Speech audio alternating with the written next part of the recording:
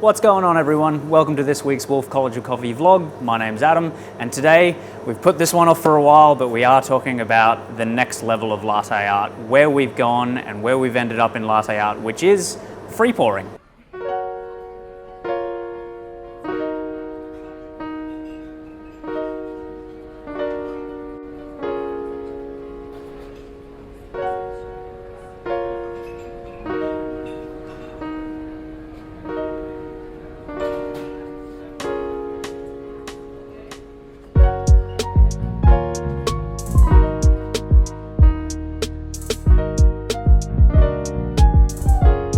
So what you generally see at home and what you're seeing on Instagram these days are things like unicorns, centaurs firing bows and arrows.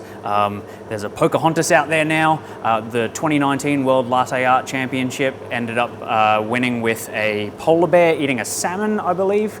So when we talk latte art and what you can find on our channel in terms of some of the videos that we put up previously, and there's links here and here, I'm sure, of our latte art, what we generally focus on are the base patterns, the things that get you into doing latte art, like hearts, tulips, swans, and ferns or rosettas. Now, the industry has moved in such a way that we've entered into what we're calling free pouring, which is a different style of latte art together. And what we're going to focus on today is how we've transitioned from the old to the new, and what that means for you at home when you go to practice both in cafes and on your home machines, and what you need to be practicing to kind of be keeping up with this industry as it moves on. So let's take a look at where we started. So round about 2008 to 2010, and that's generally where I saw it, what we started to see, especially here in Queensland, is this transition out of this style of pouring flat whites, lattes, cappuccinos. This style of pour was very common. It was one of those things that we called it latte art, and you generally did it with the back of a spoon or your docket spike, or maybe even just the thermometer that you pulled out of the milk. There was nothing wrong with it. It was very pretty, and your customers generally thought it was pretty cool, and this was before the days of Instagram where you could take a photo of it, but this was the way we kind of did it. Now, the drawbacks to this style of art was that ultimately there was a lot of inconsistency in the cup, because at the end of the day we were generally pouring these flat on a bench, or we weren't really focusing on the mixing in part of a pour in order to create consistency, depth of flavor, depth of contrast, and any level of symmetry in the cup. From there, what we've seen is a transition through to what we're now calling traditional latte art, things like hearts, ferns, tulips, rosettas. Now, these are the base patterns. They were very much judgeable when it came to running latte art competitions, because they were contrast, symmetry, all the things you wanted to see in a latte art in a cup. It was very easy to say that was done well or that was not done well. And what we generally focused on here was the axis of the tilt, where you were placing the point of your jug as you poured it. And this was fairly common for quite some time.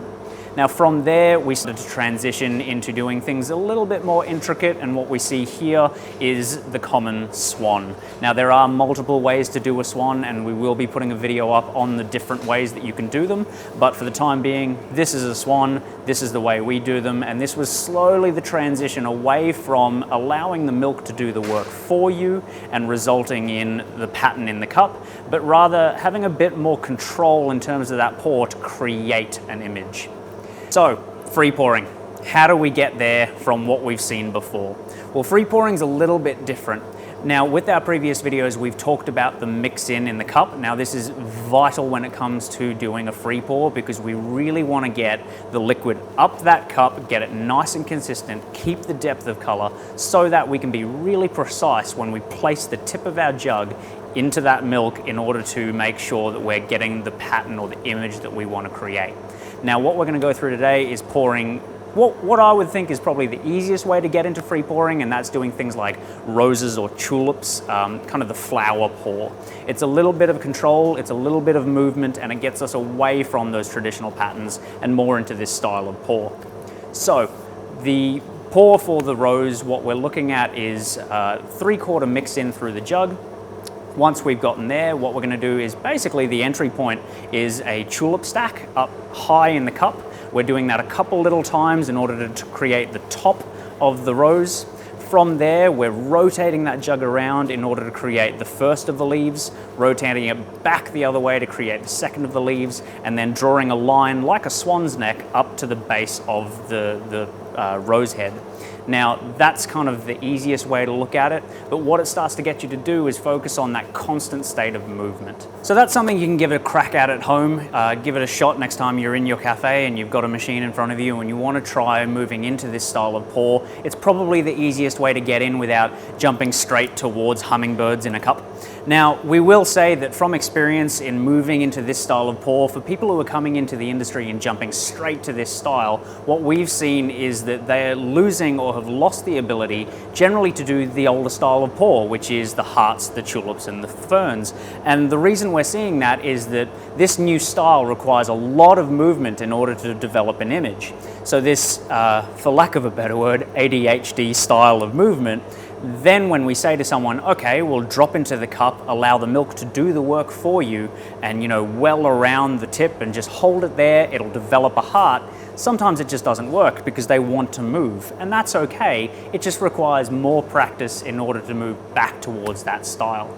Now, the last thing we will say is that sometimes using the right jug can help with this style of pour versus others. It does come down to what works for you. Now, we've seen jugs like Jibby jugs, which we have in our store. If you want to check those out, Jibby does an amazing range of jugs like Super Sharps that work amazingly for this style, but it does come down to what works for you. I personally use more of a rounded style spout, so I'm really a big fan of things like Barista Hustle and Shin jugs because they're just a little bit rounder and work for my style of pour.